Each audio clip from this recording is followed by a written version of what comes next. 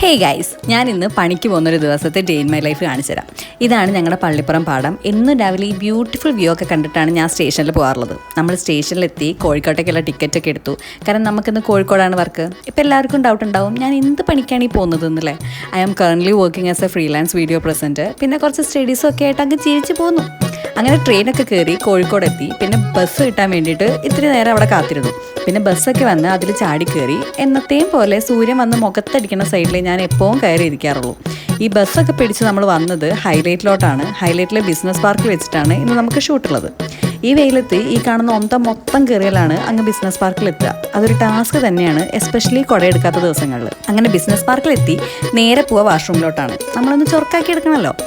ആരൊക്കെ ഞാൻ പറഞ്ഞത് കേട്ടാലും എൻ്റെ ഗേൾസിന് മാത്രം എന്നെ ഒരു അനുസരണയില്ല. പിന്നെ അതിനൊക്കെ പിടിച്ച് കെട്ടിവെച്ച് അവിടുന്ന് കുറച്ച് ഡ്രാമയൊക്കെ കളിച്ച് പുറത്തിറങ്ങിയപ്പോഴത്തേനും നമ്മുടെ ഷൂട്ടൊക്കെ തുടങ്ങാറായി. പിന്നെ നമ്മൾ ക്ലയൻസിൻ്റെ പേരൊക്കെ എഴുതി വെച്ചിട്ട് ഷൂട്ടൊക്കെ അങ്ങ് സ്റ്റാർട്ട് ചെയ്തിരുന്നു. ഇത് ഞാൻ കുറച്ച് മുന്നേ എടുത്തു വെച്ച വീഡിയോസാണ് കേട്ടോ.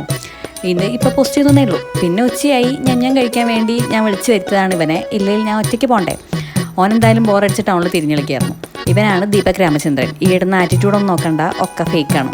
പിന്നെ നേരെ പോയത് ഞങ്ങൾ അൽത്താസയിലോട്ടാണ് ഷവർമ്മ കഴിക്കാൻ വേണ്ടിയിട്ട്. ഞങ്ങൾക്ക് ഭയങ്കര ഇഷ്ടമാണ് കേട്ടോ അവിടുത്തെ ഷവർമ്മ.